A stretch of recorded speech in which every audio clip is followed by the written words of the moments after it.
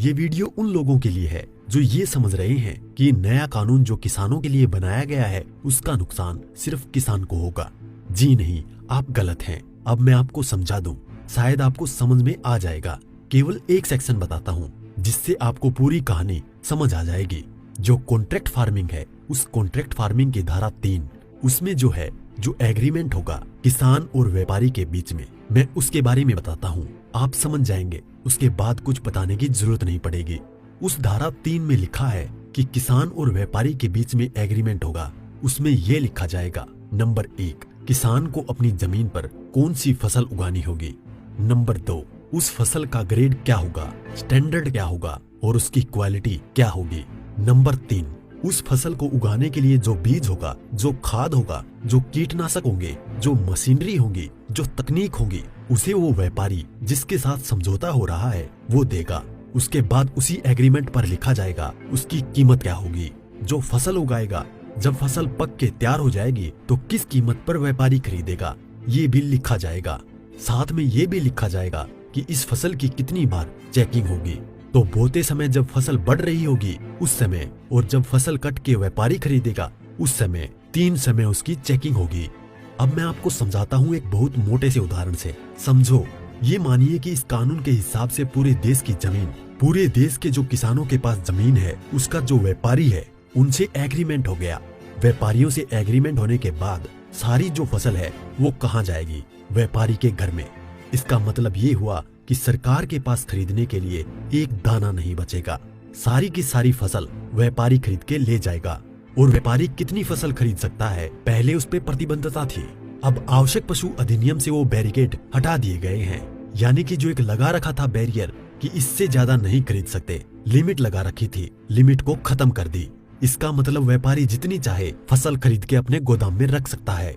अब मानिए कि पूरी फसल किसान से व्यापारी के घर चली गई, तो आप थोड़ा सा पीछे आइए। 2013 में इस सरकार ने संसद में कानून बनाया था इस देश के गरीब लोगों के लिए। 82 करोड़ गरीब लोगों के लिए नेशनल फूड सिक्योरिटी एक्ट यानी राष्ट्रीय खाद्य सुरक्षा कानून के तहत 82 करोड़ लोगों को 3 रुपए किलो चावल, 2 रुपए किलो गेहूं और 1 रुपए किलो मोटा अनाज देना था। अब मैं आपसे सवाल पूछता हूँ, अब समझिए, आप सब कुछ जब सारा अनाज व्यापारियों के पास चला गया, सरकार के पास कुछ नहीं है, तो सरकार इन 82 करोड़ लोगों को कहां से अनाज दिलाएगी, पहले तो ये बताएं। इसका मतलब जो 82 करोड़ गरीब सरकार की मदद पर निर्भर था वो खत्म हो गया। मतलब आप कह रहे हैं कि किसानों के खिलाफ बिल है, किसानों की भलाई की बात कर रहे हैं, किसानों के खिलाफ लोग समझ रहे हैं। नहीं, ये पूरे देश के खिलाफ है। इससे 82 करोड़ गरीब खत्म। देश में 5 लाख जो राशन की दुकानें हैं वो भी खत्म। 5 लाख राशन की दुकानों में कुछ रोजगार भी मिलता होगा, वो भी खत्म। अब इसके बाद आप आ जाइए कि जब किसान को सारी चीजें, जो खाद भी है, बीज भी है, कीटनाशक भी है, मशीनें भी हैं, तकनीक भी है, वो व्यापारी जिससे समझौता हुआ है वो ही देगा। तो जो व्यापारी ये काम करते हैं, कोई खाद बेचता है, कोई बीज बेचता है, कोई मशीन बेचता है, तो कोई कीटनाशक बेचता है, वो व्यापारी भी खत्म। तो आपने व्यापारी खत्म कर दिए, गरीब मजदूर खत्म कर दिए, और किसानों को आपने बंधक बना दिया, मजदूर बना दिया, गुलाम बना दिया। कैसे? अब मैं बताता हूँ। जब किसान की जमीन पर एग्रीमेंट हो गया तो किसान चाहकर भी अपनी जमीन में मानो मक्का बोए हुए है, मक्के से एक बूटा तोड़ के नहीं खा सकता। आज की तारीख में तो खेत में जाओ और एक नहीं 10, 20, 50 जितने बूटे तोड़ के खाने हैं खाओ, खूब सेक के, रिश्तेदारों को भी ले जाओ। साथ में गन्ना अगर बो रखा है, एक गन्ना नहीं खा सकता। क्यों? क्योंकि व्यापारी से समझौता है।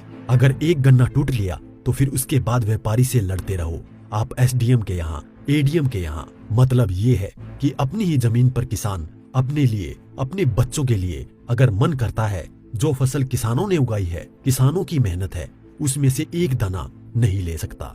ऐसे कानून का क्या करेगा किसान?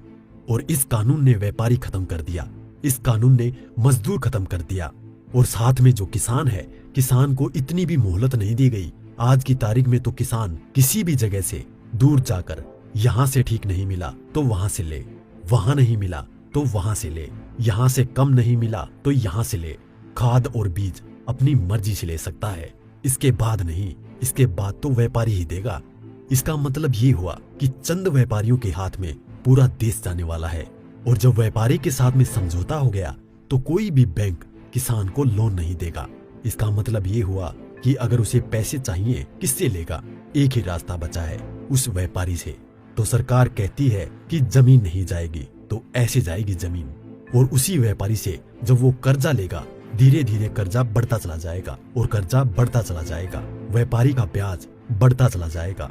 लिहाजा जो किसान है अपनी ही जमीन उस व्यापारी को बेचने पर मजबूर हो जाएगा। अब थोड़ा सा पीछे जाओ, आपको ले जाता हूँ 1947 से पहले। उस समय क्या था? इस देश में जो साहूकार होते थे वो ऐसे ही करते थे। किसान को पैसा दिया, वो पैसे पे इतना ब्याज पर ब्याज पर ब्याज पर ब्याज किसान की पीढ़ियां गुजर जाती थी, कर्ज नहीं उतरता था और सारी जमीन जो है वो साहूकार के यहाँ पे चली जाती थी। मदर इंडिया और धर्मेंद्र जी की गुलामी जैसी फिल्में देखें आप, और अगर पढ़ना हो तो गोदान पढ़ो मुंशी प्रेमचंद जी की। पहले वो अपनी ही जमीन पर बंधुआ मजदूर बनेगा, उसके बाद में अपनी ही जमीन बेच जाएगा। ये है इस कानून का परिणाम जो आगे तक नजर आता है। इसलिए ये कानून पूरे देश को तबाह करने वाला है। अब एक चीज और रह गई, उसे भी बता दूं। जो मध्यम वर्ग के लोग जो आज रोटी खा रहे हैं, जब व्यापारी सारा अनाज अपने गोदामों में बंद कर लेगा, तो वो जो आज उसने लिया, जिस दाम पे उससे 6 गुना 7 गुना 8 गुना दाम पर बेचेगा। तो जो मध्यम वर्ग के लोग जो घरों में बैठे हैं, उनको इस आंदोलन में बाहर आना चाहिए। जो अनाज, ये आटा 20 रुपए से 25 रुपए 30 रुपए किलो मिल रहा है, वो ही इस कानून के लागू होने के बाद वो आटा, वो अनाज उन्हें 50 से 6 गुना दाम पर मिलेगा। 100 रुपए, 125 रुपए, 150 रुपए किलो मिलेगा। तो असर किस पे पड़ेगा? एक भी व्यक्ति नहीं बचेगा जिस पर इस कानून का असर ना पड़े। इसलिए मैं कहता हूँ कि ये किसानों के विरोध में नहीं है, देश को तबाह और बर्बाद करने के लिए है। इतना सब कुछ पता होने के बाद भी अगर आप किसानों का साथ नहीं देते हैं तो आगे आपकी मर्जी।